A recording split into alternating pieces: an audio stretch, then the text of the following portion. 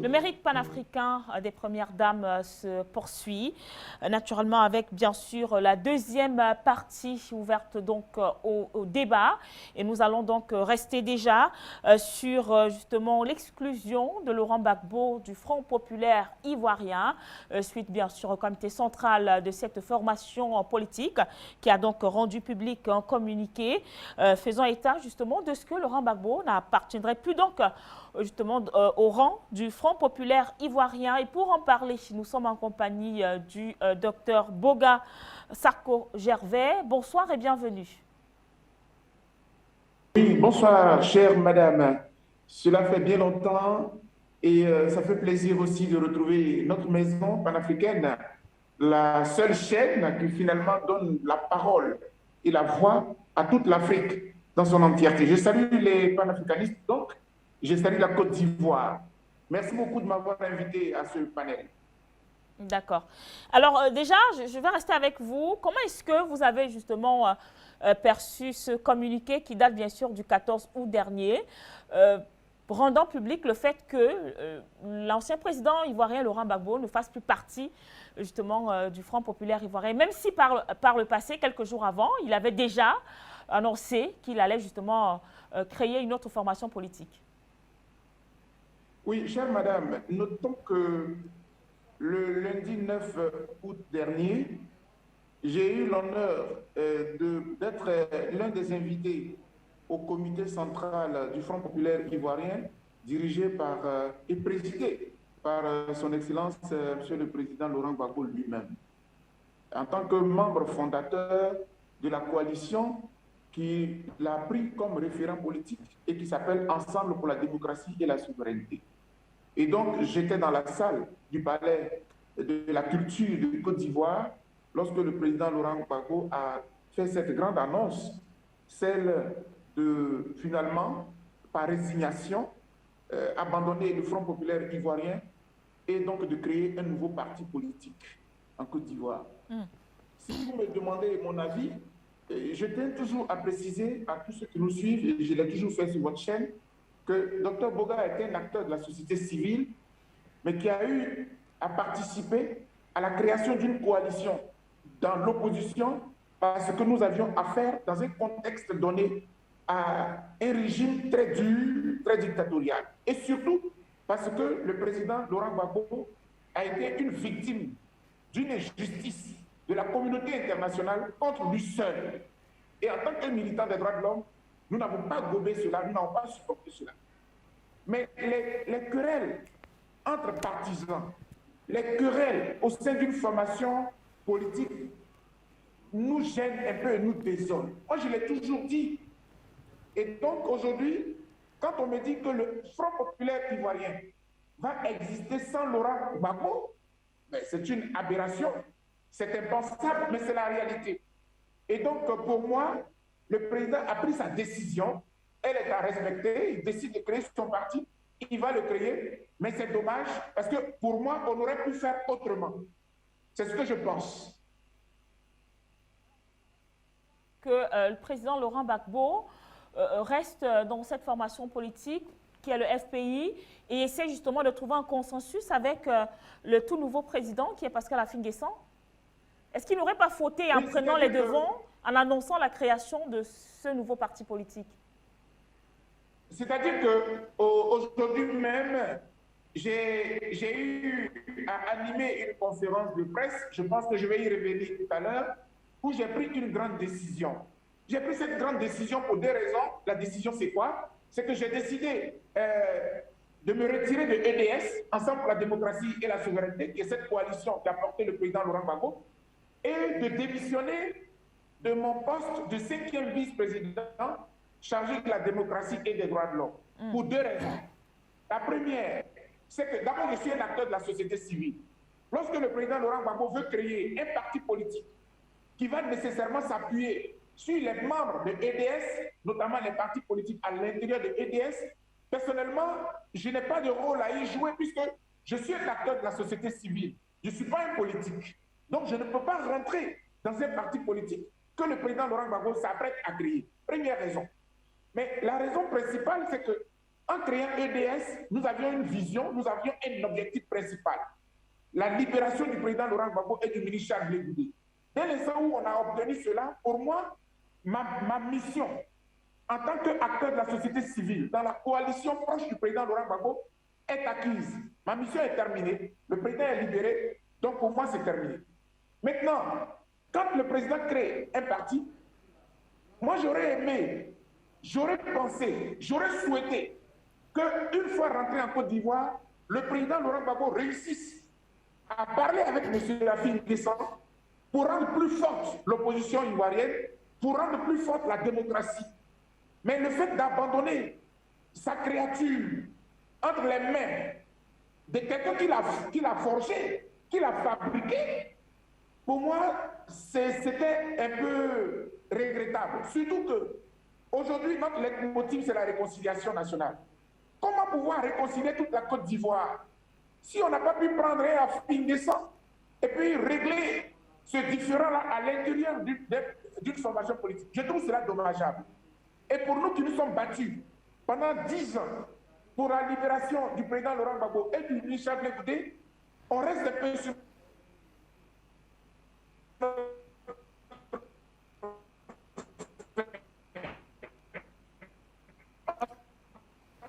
Alors, nous rappelons que dans cette deuxième partie du débat, nous sommes également en compagnie de M. Sylvain N'Guessan, qui est bien sûr analyste politique. Bonsoir à vous. Alors, nous restons quand même dans le décryptage de ce j'ai envie de dire, peut-être par radiation, comme l'a dit tout à l'heure Pascal Rafik N'Guessan, mais de ce départ officiel, justement, de Laurent Gbagbo, du Front populaire ivoirien. Bonsoir et bienvenue. Alors, concernant le départ du président Laurent Gbagbo, il pleut à Abidjan, hein, donc vous, je ne sais pas si ça joue sur la connexion. Nous vous écoutons, cher donc, monsieur. Concernant le départ du président Laurent Gbagbo de sa formation politique, le FPI, parti qu'il a porté au pouvoir en 2000,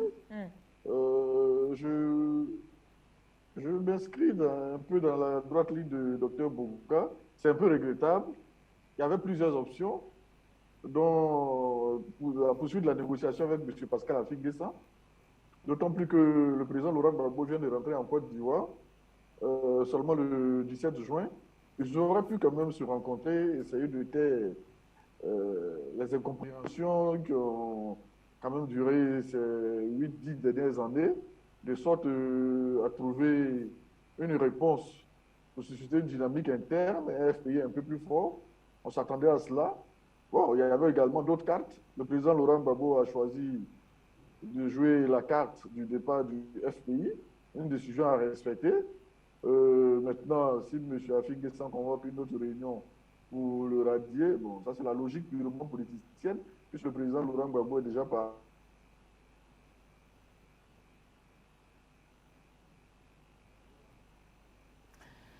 Alors, en attendant peut-être de revenir avec vous, Monsieur N'Guessan, nous rappelons, c'est bien sûr le mérite panafricain des premières dames et vous le savez, les votes se poursuivent et c'est donc peut-être le moment pour nous de prendre quand même les différents votes qui ont donc été enregistrés jusque-là.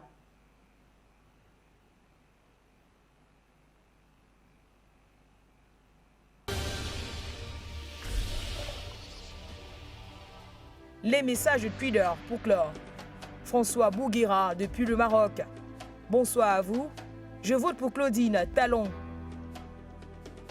Kofi Nathan depuis le Togo. Bonsoir Afrique Média.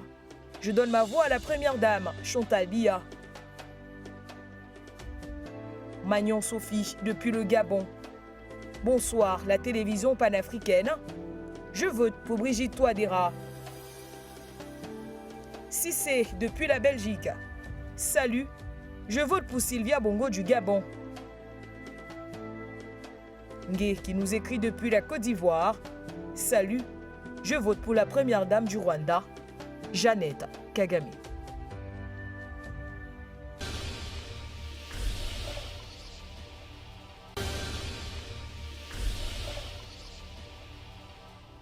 Les messages Instagram. et Markeïta depuis le Mali. Salut, je donne ma voix à la première dame, Mayali Rajolina de Madagascar. Kolouami depuis la Côte d'Ivoire. Bonsoir à vous sur le plateau. Je vote pour Antoinette Sassou Nguesso. Grâce qui nous écrit depuis l'Italie. Bonsoir à tous. Je donne ma voix à la première dame du Burundi, Madame Daïchi Miye. Falon Gemas depuis le Gabon. Bonsoir. Je donne ma voix à Sylvia Bongo Ondimba. Tatiana Ebong depuis la Centrafrique. Bonsoir Afrique Média. Je donne ma voix à la première dame, Brigitte Touadéra.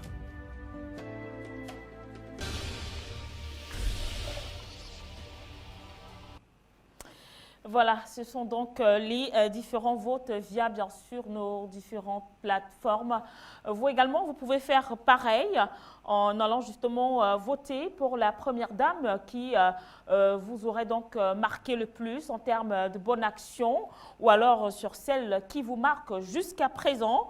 Il suffit tout simplement d'aller justement apposer vos différents votes sur nos différentes plateformes. Le mérite panafricain se poursuit donc avec le grand débat ouvert notamment sur cette exclusion, on va le dire, du président Laurent Gbagbo du Front populaire ivoirien. Et donc en première partie, nous avons bien sûr eu cet entretien exclusif de l'actuel président, on a envie de le dire ainsi, de l'unique président désormais du Front populaire ivoirien, la personne bien sûr de Pascal Affi N'Guessan. Et donc pour l'heure, nous sommes encore dans le décryptage justement de ce communiqué rendu public justement le 14 août dernier, lors bien sûr de ce comité central du Front populaire ivoirien, où l'annonce a donc été rendue publique.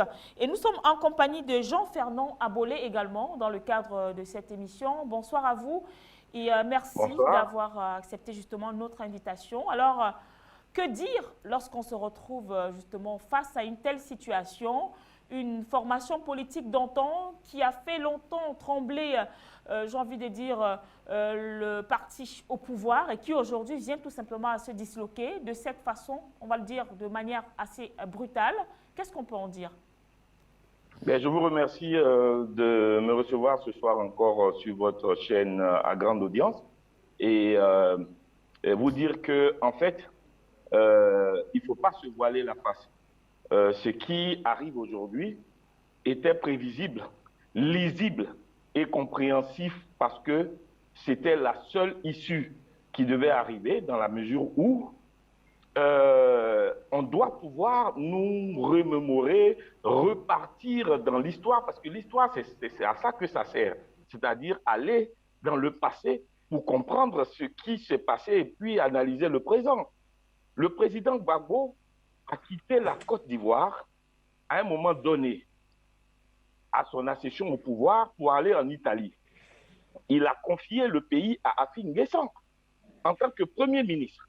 Même s'il était le premier des ministres, parce que le régime ivoirien était un régime présidentiel, lorsque le président Gbagbo est parti, il y a eu une tentative de coup d'État qui a été hyper mal gérée par son Premier ministre, c'est-à-dire Affi N'Guessan, qui a été incapable, non seulement les services de renseignement généraux n'ont pas pu détecter qu'il y avait péril à la demeure, non seulement les services du Premier ministre n'ont pas pu sérieusement mettre fin à cette attaque qu'ils ont eue dans la tentative de coup d'État, mais en plus de ça, il y a eu mort d'homme.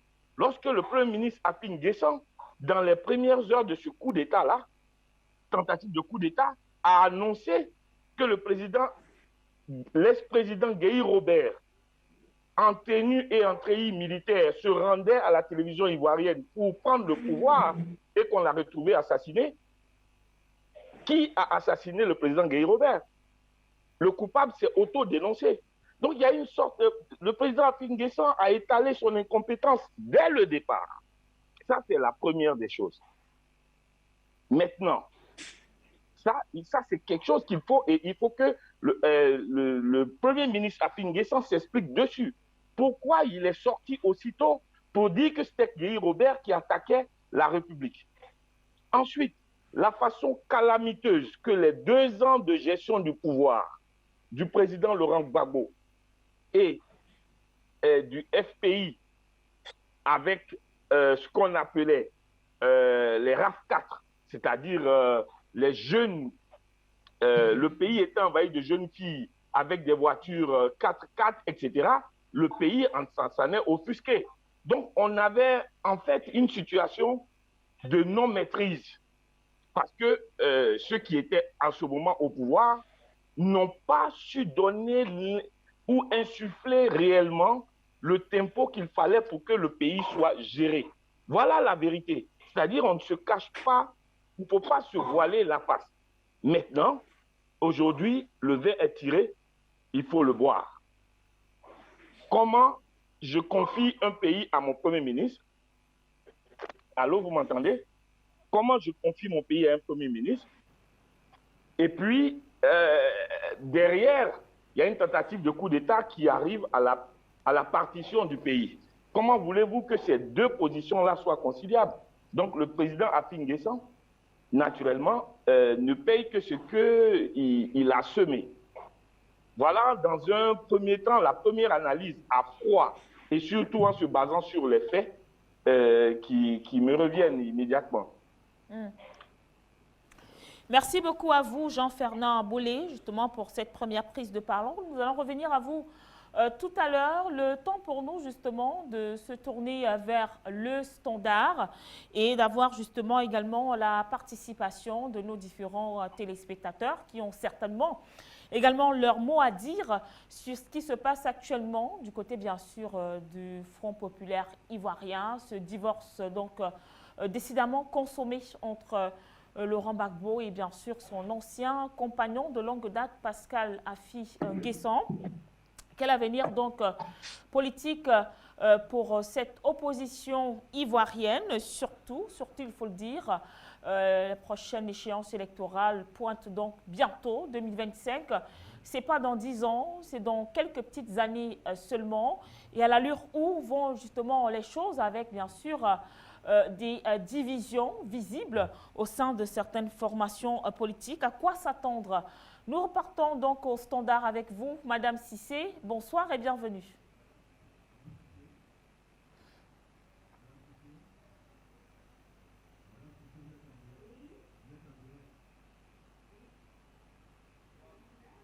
Merci au standard et bonsoir à Boga Sako. Linda, Afrique Média a tellement haussé les débats, a tellement mis les débats à un certain niveau que je pense que ce n'est pas la peine de venir inviter n'importe qui sur les plateaux. Je salue d'abord le professeur Boga Sako, parce que lui, il est à la hauteur. Il a dit qu'il démissionnait de EDS parce qu'il est de la société civile. Je vous en prie, Afrique Média, on vous respecte. Quand il y a un débat de cette envergure-là, parce qu'il s'agit de l'avenir de la Côte d'Ivoire, l'évasion des Ivoiriens. Concernant ce débat de cet ectoplasme-là, un homme inconsistant et sans personnalité de Afin Guessan, je crois que ça nous fait mal. Ça nous fait mal parce que il s'agit de l'avenir d'un pays, on doit en parler. C'est quelqu'un qui ne vaut rien, il le sait. À l'entendre parler, moi-même, je me croyais à Djamé. Vous connaissez à Djamé Roxy? Ce sont des drogués. C'est comme un drogué, c'est de la drogue qu'il a pris pour venir débuter ces gens d'ineptie sur un plateau. Mais la Côte d'Ivoire, l'histoire est là. Tout le monde sait que c'est grâce à Sangaré qu'il a pu avoir ce poste et ça a été un regret pour Sangaré. Il y a un proverbe dans qui dit que c'est parce qu'il n'y a plus de belles filles au village que la guenon dit qu'elle peut se substituer aux femmes. C'est quand il n'y a plus de femmes au village que la guenon qui est à l'antenne l'a dit qu'elle peut se substituer aux femmes. Vous savez, dans la vie, l'être humain est faillible. Et ça a été le cas du président Laurent Gbagbo. Il a été faillible.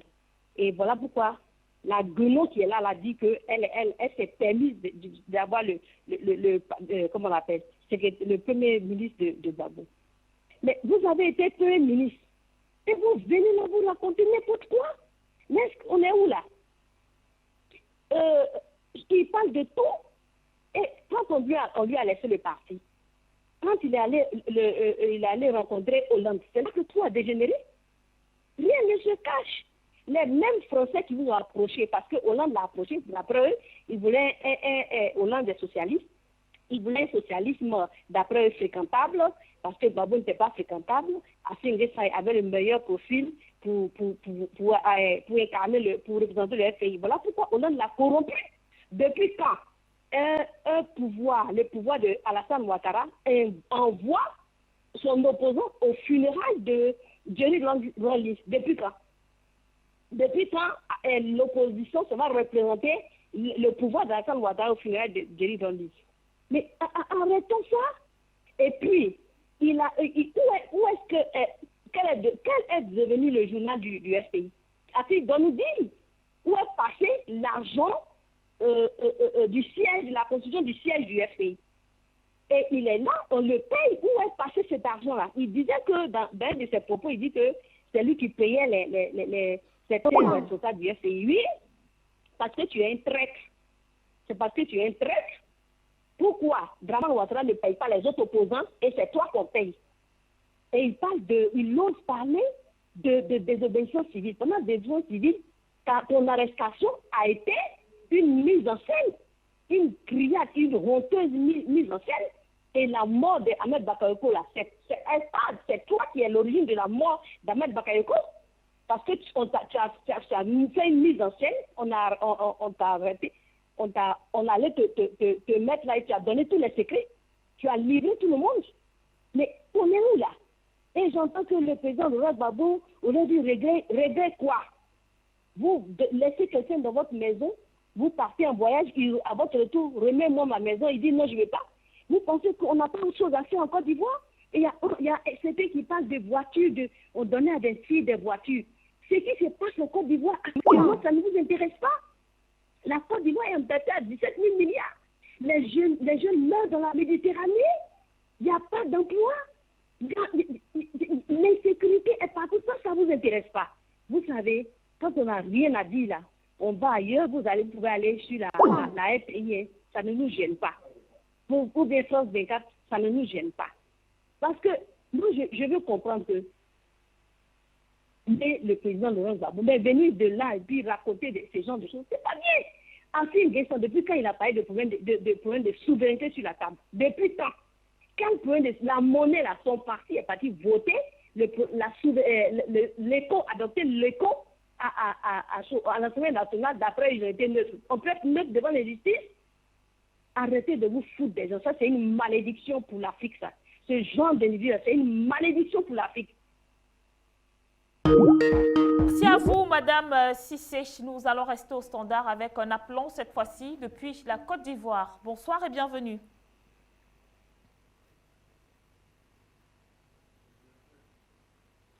Zerfel, depuis la Côte d'Ivoire, bonsoir.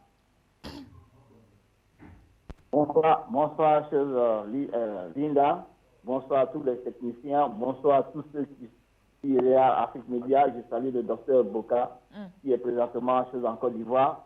Et je salue tous ceux qui sont de l'autre côté de la cam, que je vois présentement sur mon écran. Je vous salue, sans oublier le directeur d'Afrique Média, qui fait toujours que nous regardons et nous avons des nouvelles de notre continent. Et je lui envoie vraiment mes meilleurs sentiments que j'ai pour lui. Il faut qu'il continue dans ce sens pour créer d'autres encore thèmes dans tous les pays africains. Pour revenir maintenant sur le sujet, parce que merci d'abord, Madame Cissé. Vous avez tout dit, ce que je vous ai dit, vous avez mangé tous mes biscuits, mais je vais dire quelque chose. Je vais dire quelque chose à un journaliste qui est sur le plateau, que je regarde présentement.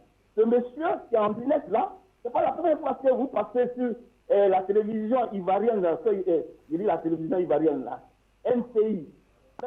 C'est-à-dire que quand vous passez, quand je vous écoute, vous avez un peu peur de vous exprimer correctement vis-à-vis de votre auditeur qui est en face de vous.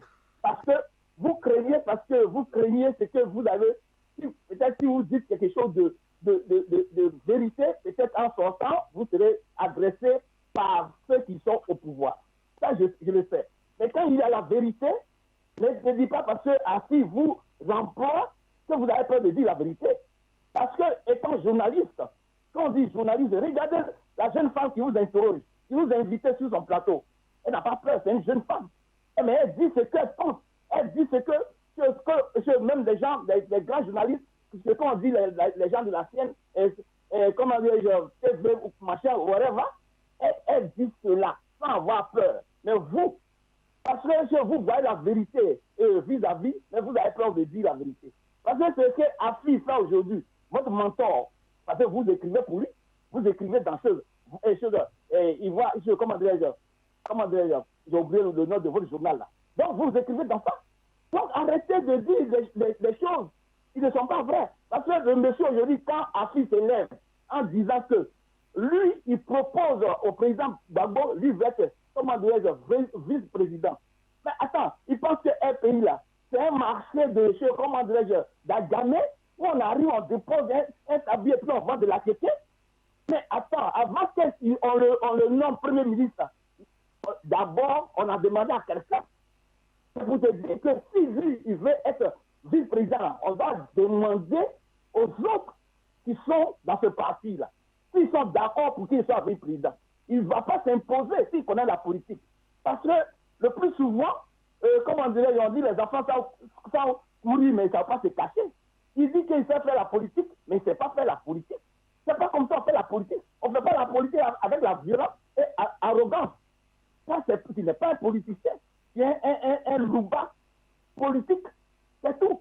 Parce que vous avez peur de dire ça vis-à-vis de nos politiciens qui sont aujourd'hui en Côte d'Ivoire. Parce que le jour que vous avez écrit, vous allez prendre votre bic pour écrire des bonnes choses, ils vont changer de mentalité.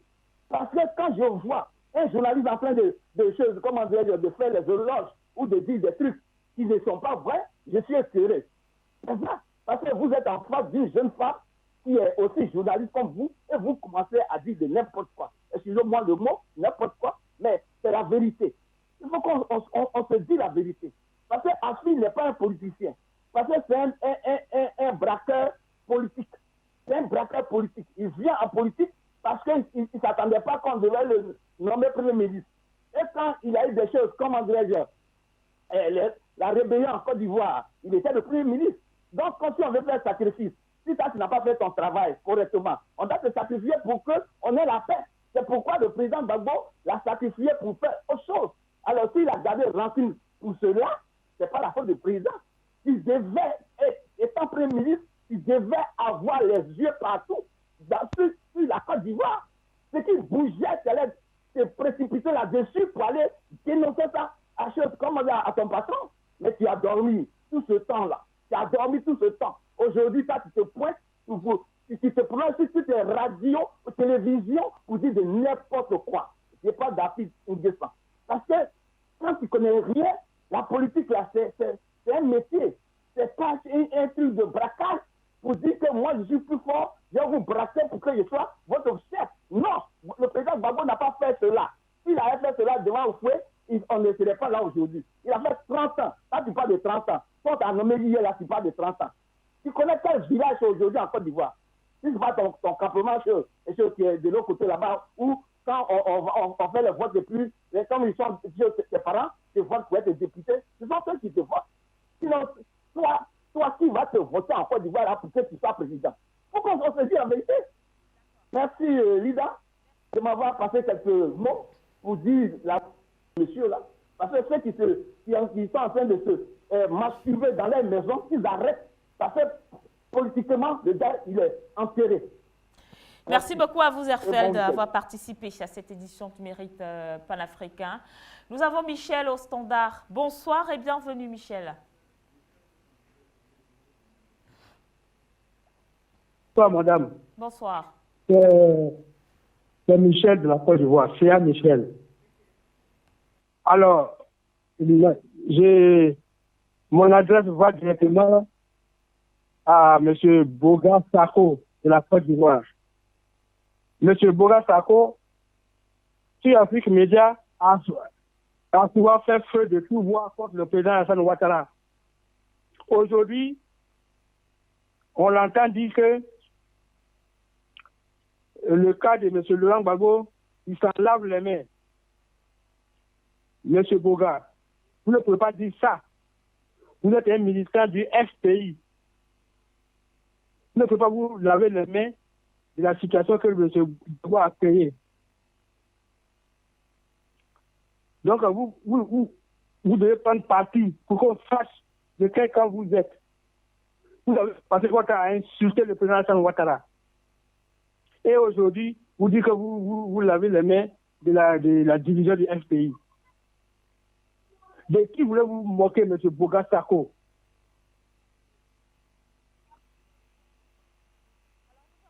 Reçu donc Michel, peut-être Dr Boga reprendra tout à l'heure. Le temps pour nous de prendre Alice Kwasi. Bienvenue à vous. Ok. Bonsoir le panel.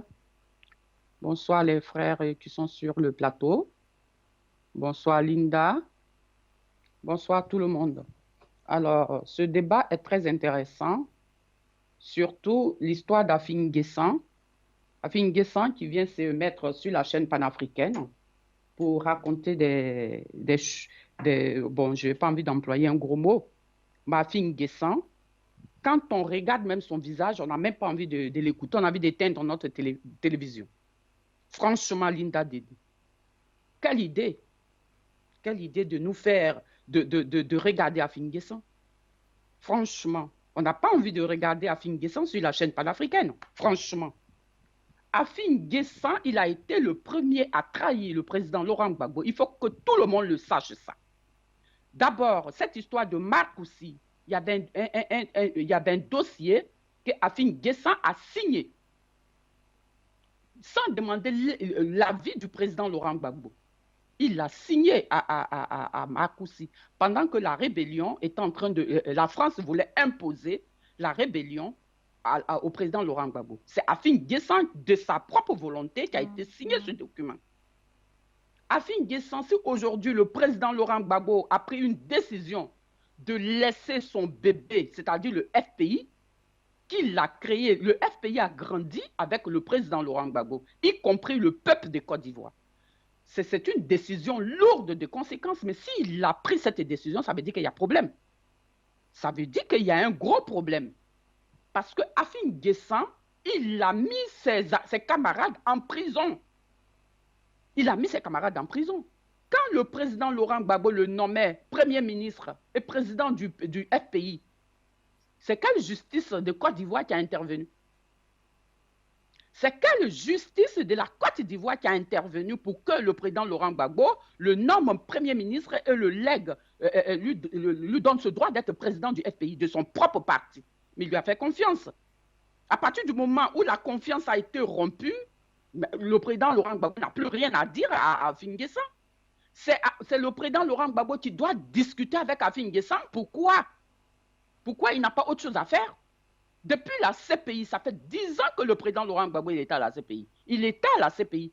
Tout ce que Afin Guessan a fait subir à ses camarades en Côte d'Ivoire, il était à la CPI, il voyait tout. Il voyait tout. Tout ce qu'il a fait avec la justice de Côte d'Ivoire, là, Afin Guessan maltraité, enfin, de la manière il a maltraité ses camarades-là, le président Laurent Gbagbo voyait tout. Comment un être humain qui se dit digne de confiance ne peut... tellement je suis énervé, vous comprenez? Il est même incapable de créer son parti. Incapable de créer son propre parti. Il s'agrippe sur le parti du président Laurent Gbagbo. Il ne peut même pas créer son parti. Qu'est-ce qu'il va faire avec le FPI? On lui a donné maintenant le FPI. Et qui se taise à jamais. Et puis il fait ce qu'il veut avec ce parti. Pourquoi à chaque fois, quand il sort, il humilie le président Laurent Gbagbo, il parle mal de lui? Ah bon, mais il ne savait pas qu'il était comme ça, puis il a été son premier ministre? Non, il faut qu'il arrête. Il faut qu'Afin Guessan, il arrête maintenant. Parce que toute la Côte d'Ivoire, les Ivoiriens savent qui est Afin Guessan. On le sait, pendant la désobéissance civile, là, on a vu Afin Guessan se bagarrer. Nous, on a eu confiance à ce monsieur. Le lendemain, on l'a vu au Ghana. Mais tous les Ivoiriens étaient découragés. On dit, mais c'est quoi ce jeu-là? Comment on peut avoir confiance à un homme pareil? Comment le président Laurent Gbagbo, qui a souffert de martyr, peut avoir confiance à un homme pareil? Mais s'il veut créer son parti, parce qu'il n'a pas envie d'affronter la justice, le rôle d'Afin Guessan, c'était que le président Laurent Gbagbo aille au tribunal de Dramane pour qu'on l'humilie encore, pour dire oui, on l'a condamné, il ne faut plus qu'il ait droit à créer un parti, il ne faut plus qu'il ait droit à parler de la politique. C'était son jeu, son plan. Et le président Laurent Gbagbo a compris ça. Voilà pourquoi il a dit, moi, je te laisse le FPI, je vais créer mon parti. Alors, il a le droit de créer son parti. Tant qu'on vit là, il y a toujours de l'espoir. Même s'il a 90 ans qu'il peut créer son parti, il a le droit. Afin Guessan, il a brigadé le parti du président Laurent Gbagbo, mais qui s'en occupe? C'est pas la peine de venir chanter tous les jours, chanter tous les journaux. Oui, il est comme ça, Gbagbo est comme ça, Gbagbo a tué, Gbagbo est comme ça. Il accuse Gbagbo maintenant de tout. Mais oui, il est comme ça, puis le peuple de Côte d'Ivoire l'adore. Il est comme ça, et puis on le suit. Il est comme ça, et puis il sera toujours notre Gbagbo Laurent. Donc, je vais m'arrêter là parce que cette histoire d'Afin Guessan, ça énerve tout le monde déjà. Parler même d'Afin Guessan sur la chaîne panafricaine Afrique Média, franchement, ça m'énerve. Merci. Faut pas vous énerver, Madame Alice Kwasi. Si nous sommes justement là, c'est pour essayer de trouver justement des solutions suite bien sûr aux problèmes qui minent la politique ivoirienne. Et puisque nous parlons bien sûr du processus de réconciliation nationale, il serait peut-être temps de partager les idées et pourquoi pas apporter des propositions qui pourraient finalement faire table rase sur cette guéguerre qui existe du côté de la Côte d'Ivoire.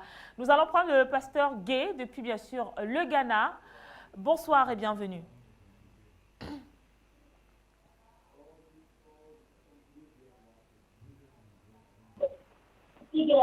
Ok.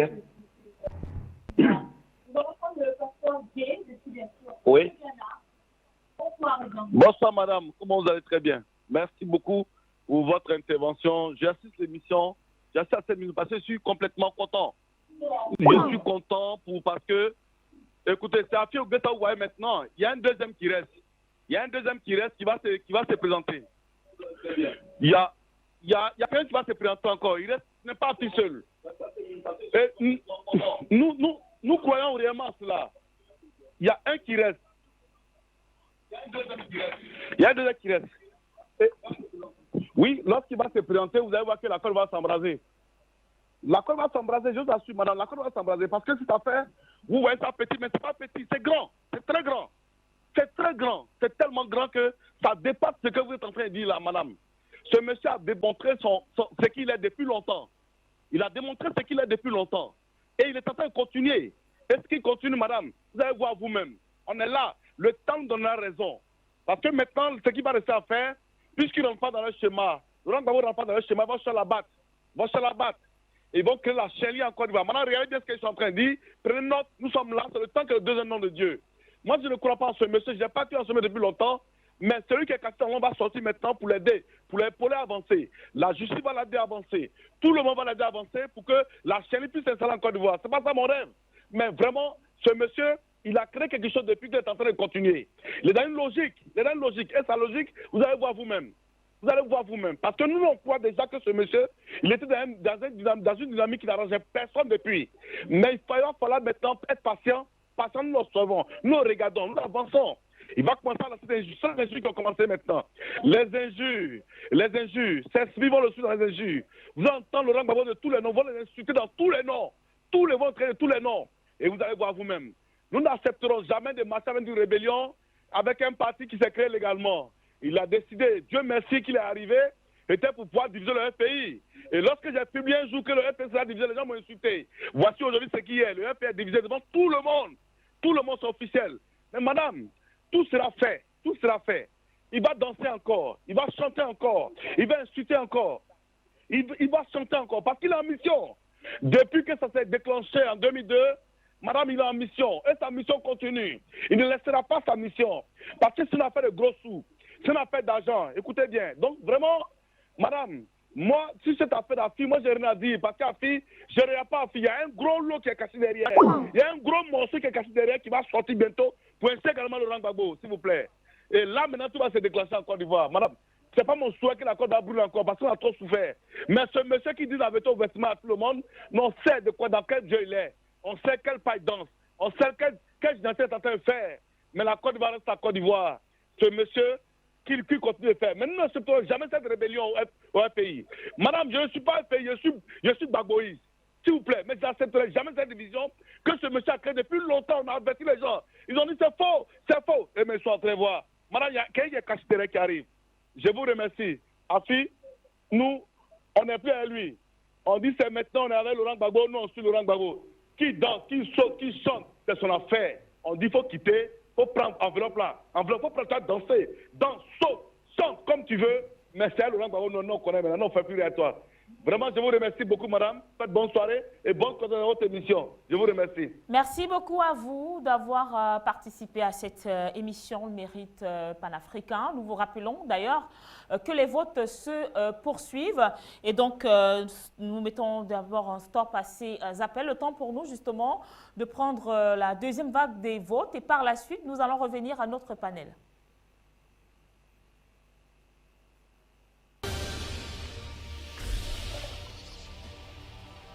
Place à présent au message WhatsApp. Joël Ebonné, Georgette, depuis le Cameroun. Salut la télévision panafricaine. Je vote pour Chantal Biya. Mathieu Koundé, depuis Yaoundé. Bonsoir. Je vote pour Madame Daïchimiye. Ramia Mariatou. Bonsoir. Je donne ma voix à la première dame Angéline Daïchimiye. Béatrice qui nous envoie un message depuis la France. Bonsoir Afrique Média. Je donne ma voix à maman Constancia Mangué Obiong. Parfait, depuis les États-Unis. Bonsoir. Ma voix, je la donne à la première dame de la RCA, Brigitte Touadéra.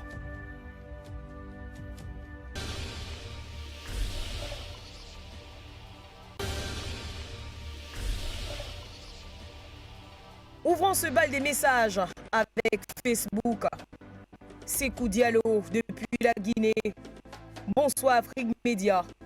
Je donne ma voix à la première dame, Brigitte Touadéra. Aboubaka Adil qui nous écrit depuis l'Algérie. Salut la chaîne panafricaine. Je vote pour Constancia Mangué de Obiang. Salif depuis le Sénégal. Bonsoir Afrique Média. Je donne ma voix à la première dame du Burundi, Angeline Daïchimiye. Gongo Clarisse depuis la RCA. Je vote pour Madame Brigitte Touadéra. Patrick Liby. Bonsoir Afrique Média. Je donne ma voix à la première dame Angéline Daïchimiye.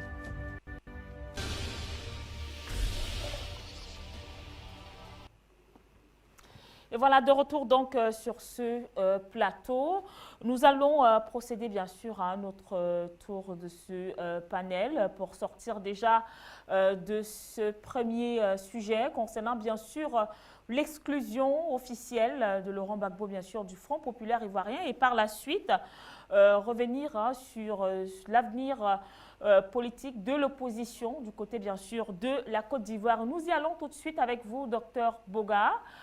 Vous avez été interpellé justement par certains téléspectateurs tout à l'heure, le fait justement de vous en laver les mains sur bien sûr le fait que Laurent Gbagbo ait décidé bien sûr de créer une formation politique autre que le Front populaire ivoirien. Oui, merci madame. Merci beaucoup. Et puis on a écouté pas mal d'Ivoiriens qui ont donné des avis qu'on a diversement appréciés, hein. Mais c'est leur droit. C'est leur droit de commenter l'actualité comme ils le pensent. Moi, je voudrais dire 2 ou 3 petites choses. La première chose que je voudrais dire, c'est que ce compatriote nommé Michel qui a appelé, je suis bien obligé de le dire, mais bon, parfois il y a des gens qui sont très limités, et on ne va pas cesser de leur donner l'éducation qui sied. Voilà, quand quelqu'un ne comprend pas, il demande ou bien il se forme. Voilà. Dr Boga a toujours été un militant de la société civile. M. Laurent Gbagbo était président en Côte d'Ivoire. Tous les Ivoiriens le savent. J'étais à la télévision ivoirienne. Je critiquais le gouvernement du président Laurent Gbagbo. Donc aujourd'hui, je pense qu'il y a beaucoup de choses qui sont passées, il faut aller de l'avant. M. Gbagbo a été victime d'une grosse injustice mondiale. Moi-même, j'ai demandé que la loi ivoirienne soit appliquée, j'ai été menacé de mort, j'ai été en exil, je l'ai défendu. Aujourd'hui, il est rentré dans son pays. Et je précise que le retour du président Laurent Gbagbo, après son acquittement, est une victoire de tous ceux qui ont milité à travers le monde pour que cet homme recouvre la liberté.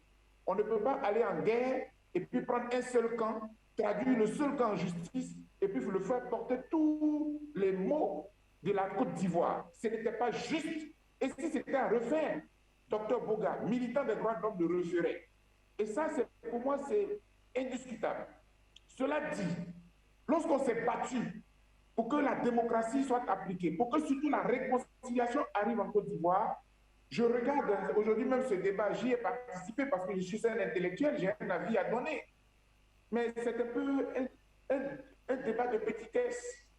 Il y a de gros enjeux, on s'est battu pendant 10 ans pour que la démocratie survive. Maintenant, là, on devrait pouvoir analyser les stratégies pour que la Côte d'Ivoire nouvelle puisse arriver, la Côte d'Ivoire réconciliée puisse arriver. Moi, de mon point de vue, c'est ce qui s'impose à nous aujourd'hui. Et quand je vois ce débat intestinal sur oui, le parti et tout ça, c'est un peu gênant. Et c'est ce que j'ai dit, c'est pour cela que je maintiens qu'on aurait pu faire autrement. Chère madame, je voudrais pouvoir dire en terminant que moi, je suis un acteur de la société civile, je me suis battu pour une cause, la cause a été acquise, le président Laurent Gbagbo a été acquitté, maintenant qu'il veut créer un grand parti politique, le moment est venu pour moi de me retirer et de me concentrer sur la réconciliation nationale. Les gens comme les Michel et autres, bon, parfois, ils sont très, voilà, on ne peut pas passer notre temps les concernant. Je voudrais vraiment remercier Afrique Média et puis dire que le titre que vous avez mis, Laurent Gbagbo exclu du FPI, n'est pas tout à fait juste du point de vue du droit. M. Pascal Affi-N'Guessan l'a dit tout à l'heure.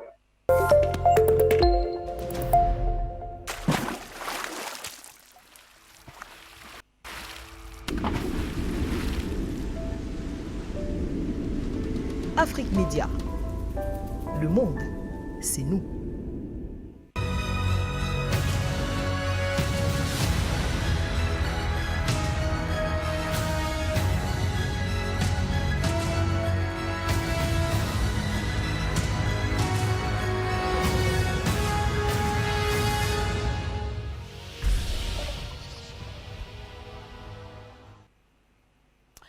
C'est donc un secret de Polichinelle. Le divorce est véritablement consommé entre Laurent Gbagbo et Pascal Affi-N'Guessan.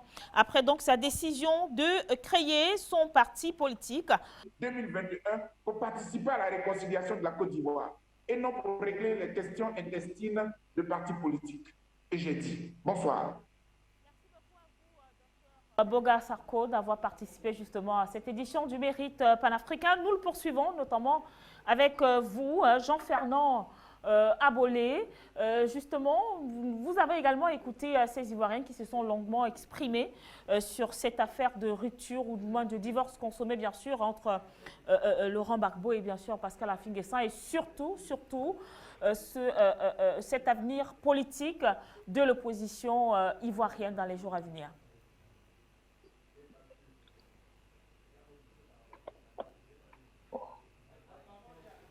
Alors, Jean-Fernand Abolé, est-ce que nous sommes ensemble? Allô? Vous m'entendez? Je vous écoute, nous vous écoutons, allez-y. Allez-y, monsieur Jean-Fernand Abolé, nous vous écoutons.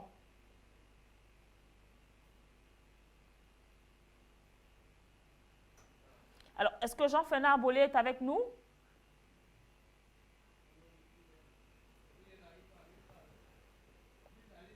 Allez-y, monsieur Abolé, nous vous écoutons.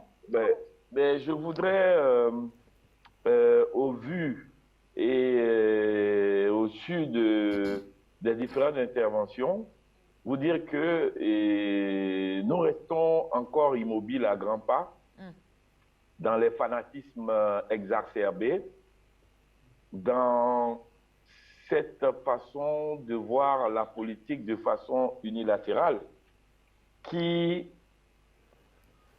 peut-être peut avoir ses bons côtés dans le fait qu'un militant qui est assez accroché à son parti est une voie sûre pour l'avenir de son parti. Mais en ce qui concerne la politique et l'avenir de l'opposition ivoirienne, il y a des questions importantes et fondamentales à se poser sur leur capacité même à s'opposer. Parce qu'un opposant, c'est celui qui s'oppose à une politique qu'il décrit, à une politique qu'il recuse, à une politique qu'il n'accepte pas et qu'il propose une autre voie qui peut convaincre le pays pour lui accorder le pouvoir. Parce qu'un parti politique, c'est une organisation privée dotée d'une idéologie en vue de conquérir le pouvoir politique, exécutif et de s'y maintenir. Donc c'est légitime pour le pouvoir en place de créer toutes les conditions qu'il faut pour leur maintien au pouvoir. De la même façon qu'il est légitime que les opposants, le PDCI, le FPI et les autres partis puissent eux aussi prétendre, aspirer, démontrer, convaincre d'arriver aussi au pouvoir par une déficience du parti au pouvoir. Mais lorsqu'on regarde la façon dont les élections présidentielles se sont passées, la création d'un soi-disant CNP, c'est-à-dire de comité national de transition qu'ils ont mis en place sans détenir ni le pouvoir législatif, ni le pouvoir judiciaire, ni le pouvoir, ni le pouvoir économique, il y a à s'interroger. Parce qu'Afin N'Guessan était l'un des précurseurs de cette tendance. Comment vous n'avez pas l'armée, vous n'avez pas l'argent, l'économie du pays, vous n'avez pas la loi, vous n'avez pas la justice, et vous créez un gouvernement de dissidence. C'est ce qu'on appelle la sédition. La réaction du pouvoir en place a été immédiate. Débandade, emprisonnement, séquestration, légitime parce que le pouvoir en place avait les moyens légitimes de pouvoir agir de sorte. Donc je suis inquiet, je m'interroge sur la pertinence politique de l'opposition en Côte d'Ivoire, sur leur capacité à apprécier sainement les enjeux et à se doter des moyens qu'il faut pour mettre à mal le pouvoir en place et créer les conditions de leur retour au pouvoir. Parce que là où nous sommes, dans les conditions dans lesquelles nous nous trouvons, je ne les vois pas. Ni le FPI, ni le PDCI, ni un autre parti capable de mettre à mal le pouvoir en dehors du peuple.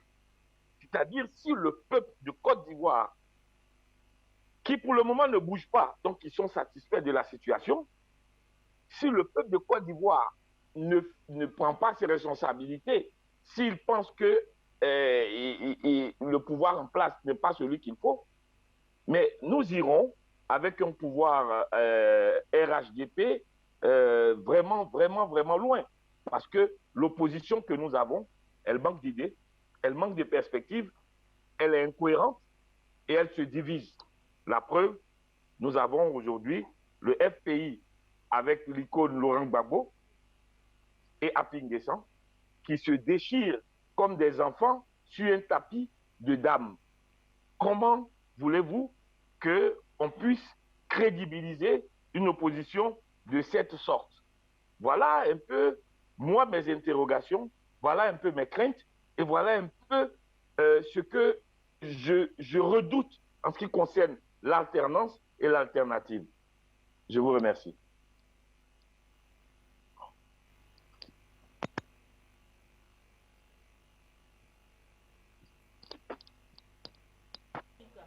Vous êtes toujours avec nous? Allô? Alors, Monsieur Sylvain N'Guessan, est-ce que vous êtes avec nous? Oui, je suis bien là. D'accord.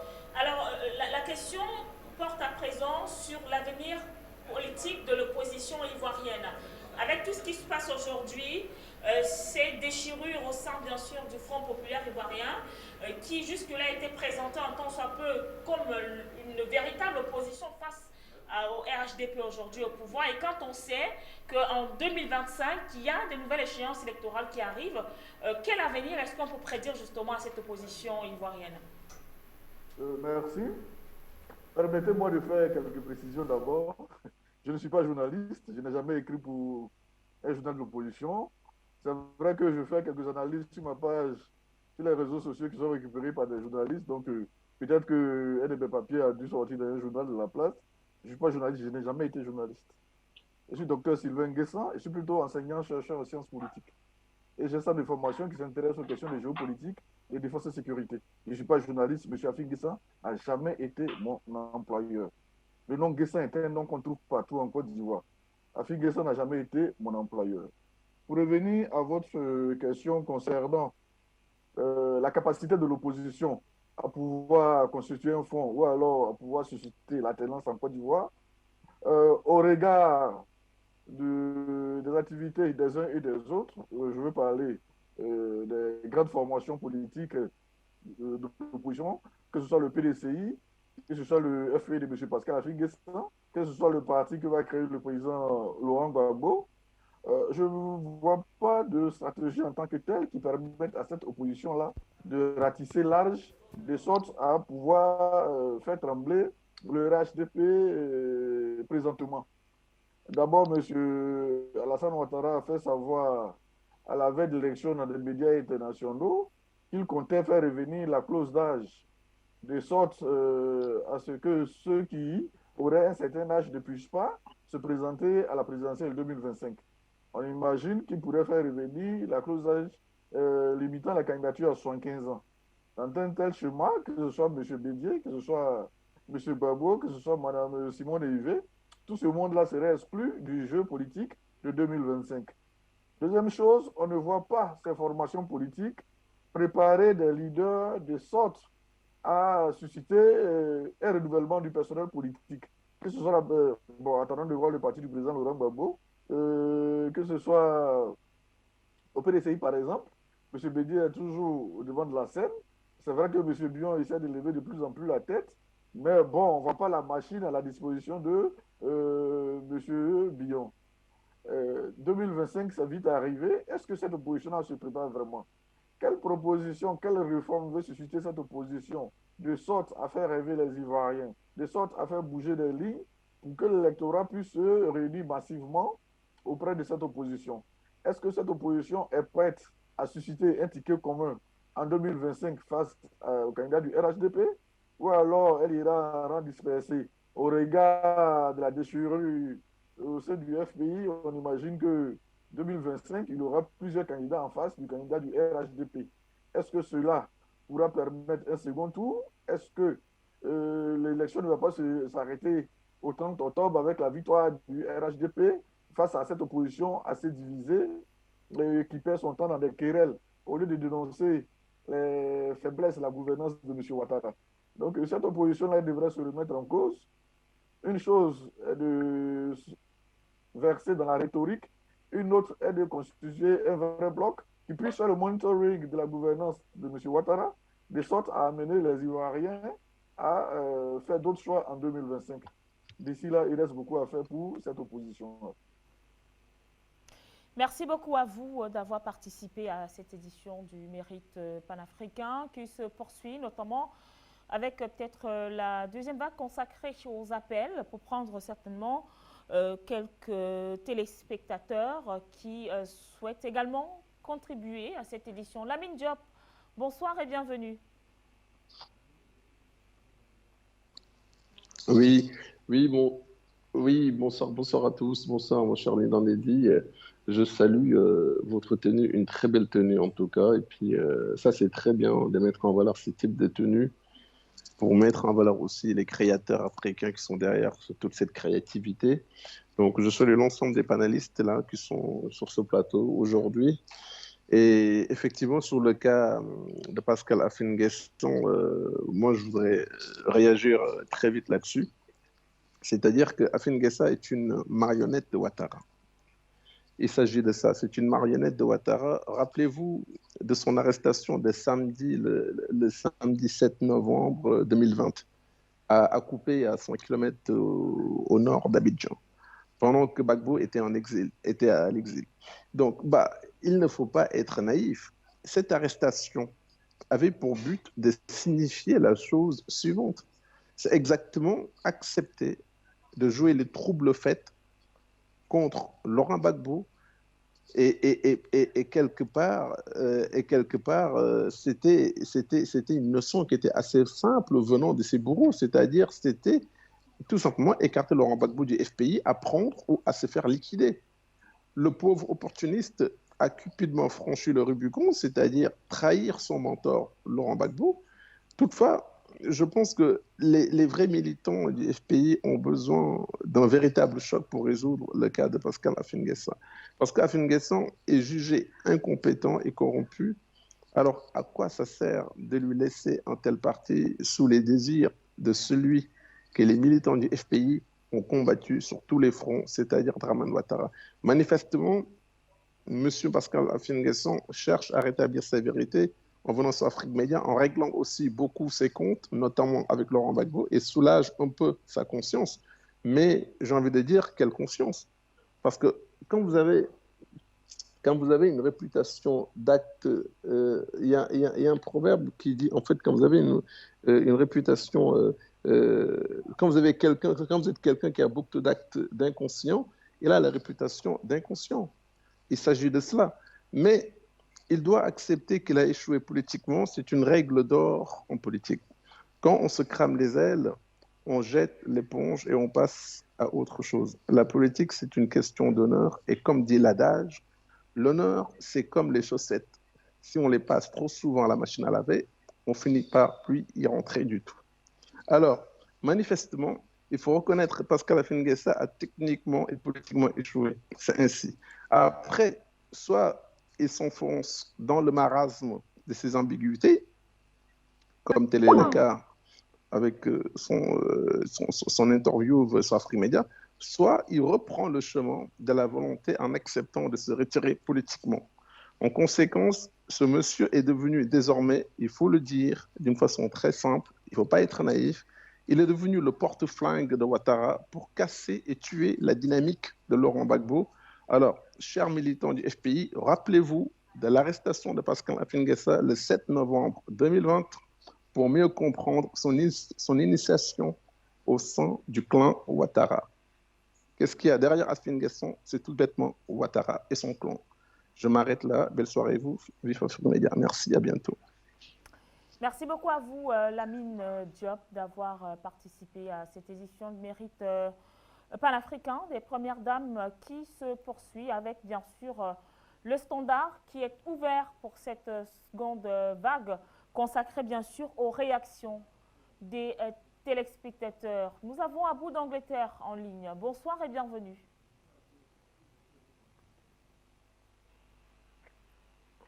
Je suis à l'antenne. Allez-y, monsieur Abou.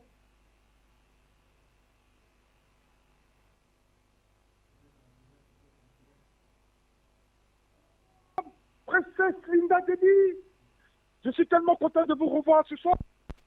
C'est monsieur Abou de l'Angleterre. Sentez-vous saluer avec beaucoup d'amour profond, de lumière, de paix et de joie. Vous êtes très rayonnante ce soir et ça m'envoie vraiment ravi et beaucoup de vigueur à moi quand je vous vois comme ça. Je salue vos invités et en particulier Boga Sako. Maintenant, ensuite, je salue tous les techniciens, le PDG que j'adore et tous les appelants. Et je vote pour Madame Obiangema, Ange Todora et comme on appelle, Madame la présidente du Madagascar. Une fois que je dis cela, vous savez, Dieu me dit toujours que parmi vous les êtres humains, il est clair, il est normal qu'il y aura des attardés et des handicapés mentaux parce que c'est moi qui les ai créés. Mais ce qui est anormal est que vous les normaux, vous les laissez vous diriger. Vous les laissez mener la danse vous les laissez prendre le devant, vous les laissez la latitude de vouloir s'imposer. C'est ce qui est anormal. Et Laurent Gbagbo nous disait que un homme, il marche, il laisse les traces, et c'est par ces traces-là qu'on le juge. Qu'on ne fait pas de jugements a priori et des jugements de valeur. Pourquoi je convoque ces deux dires? C'est justement pour qu'on dise à Afi de se calmer. Parce que c'est pas parce qu'il est un handicapé mental qu'il va croire que nous autres, nous sommes comme lui.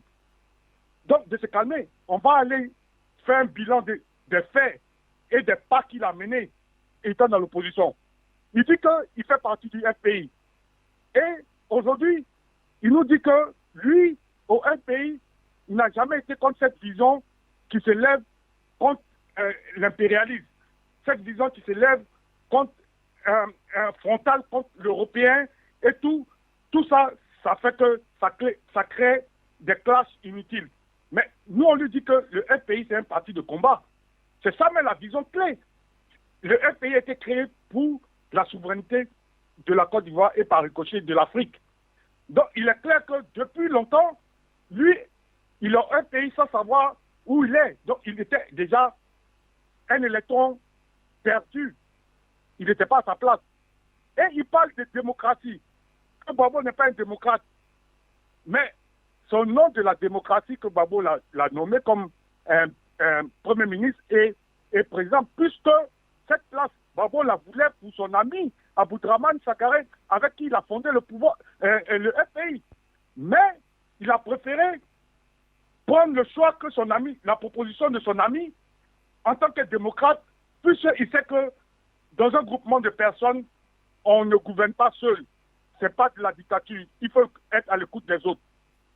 Alors, c'est ce même Afi-là aujourd'hui que Gbagbo a mis au nom de la démocratie, alors qu'il pouvait imposer cette position qu'Afi a occupée au FPI à son ami de lutte et fondateur comme lui, Aboudraman Sakaré. Mais au nom de la démocratie, il a mis Afi.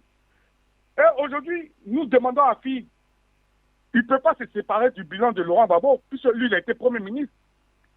Si Gbagbo est allé à la CPI, en principe, si Afi était un homme de valeur, comme il veut le faire prétendre aujourd'hui que lui, il est de valeur, il n'est pas un suiveur, mais il devait prendre ses responsabilités et dire que plus que j'ai été au pouvoir avec Gbagbo, on a gouverné, et cette gouvernance, je ne peux pas m'écarter, je prends ma responsabilité d'aller me donner à la CPI pour qu'on me juge en même temps que Gbagbo. Mais il a été lâche, il a laissé Blé Goudé, le pauvre jeune Blé Goudé, qui n'a jamais été Premier ministre au pays, prendre toutes les responsabilités à côté de Gbagbo. Donc, on continue avec les pas qu'il a menés dans le parti. Depuis que Gbagbo était au pouvoir, aujourd'hui, lui, il se pompe le torse seulement du fait d'être président du parti. Mais en tant que président du parti, quel bilan il a eu quand Gbagbo était en prison? Est-ce qu'il a une fois œuvré pour qu'on libère ses amis qui ont mené le combat avec lui, qu'on a mis en prison? Qu'est-ce qu'il a fait en tant qu'opposant? Si ce n'est pas que de s'aligner et de légitimer le pouvoir de Alassane Dramane Ouattara pendant les élections présidentielles et à chaque fois adouber Alassane Dramane Ouattara. C'est ça le bilan. Et on dit qu'il a dirigé le parti. On sait tous en Côte d'Ivoire qu'il y a une subvention qu'on donne au parti. Cette subvention-là, que lui il a eu pour pouvoir avoir d'autres fonctionnaires avec lui, d'autres cadres du FPI avec lui, parce qu'il est citoyen de l'argent, et puis les comptes étaient bloqués, ils l'ont suivi. Mais nous disons qu'il fasse le bilan de tout cela. Aujourd'hui, lui, en tant que président, il dit qu'il a été nommé président, ça fait 20 ans, et il se dit démocrate. Est-ce qu'un homme qui dit qu'il est légal, est-ce que dans les normes du FPI, est-ce qu'on nomme un président pour 20 ans? Est-ce qu'on ne le nomme pas pour 2 mandats seulement? Est-ce qu'on le nomme pour un mandat illimité? Donc, légalement, quand on dit que Afi est Guessant, légalement, il est juste, c'est faux. Plus de 20 ans déjà, il est plus qu'un dictateur. Aujourd'hui, lui seul, pour garder son poste de président, il élimine tous les autres cadres. Alors qu'il sait qu'il y a des instances dans un parti pour établir le pouvoir, ce qu'on appelle des trucs, comme on appelle ça même, le Congrès. Le Congrès a été lieu à Mama. Et on a dit qu'à Fi, on n'est plus d'accord avec sa vision, puisqu'il nous a fait croire, il nous a signifié qu'il faut maintenant s'aligner aux Blancs, que les Blancs sont forts, les Français sont forts. Alors que nous, notre vision, c'est de combattre l'impérialisme, donc la souveraineté de la Côte d'Ivoire et par ricochet de l'Afrique. Donc on n'est pas sur la même longueur d'onde. Quand vous n'êtes pas sur la même longueur d'onde, qu'est-ce qu'on fait? On va créer son parti ailleurs. Un parti qui dit qu'il va être fréquentable, il faut faire l'alliance douce avec les impérialistes. Mais nous, on n'est pas d'accord avec cette vision. Donc, c'est dit quoi? Actuellement, le grand dictateur, c'est Assis, puisqu'il s'impose à la majorité, selon qu'il dit qu'il est président du parti. Pour ce simple faire seulement, il élimine le fondateur, il élimine tous les autres cadres, et c'est lui seulement qui dit qu'il ne fait pas le culte de la personnalité, mais il est dans le plein culte de la personnalité, parce qu'il a Assis, il doit, que tout le monde doit se soumettre à lui. Alors nous disons que on connaît la vérité, on sait que Judas a terminé avec la mort, et nous savons que la trahison, ça se paye cash. Assis, c'est un traître, il est dans un chemin, et il n'y a rien de nouveau sous le soleil. Si le ridicule pouvait tuer, Assis serait déjà mort. Traître hier, traître aujourd'hui, il sera toujours traître demain, et nous, on n'a rien à tirer avec lui, qu'il aille se faire voir ailleurs. C'était M. Abou depuis l'an 2000.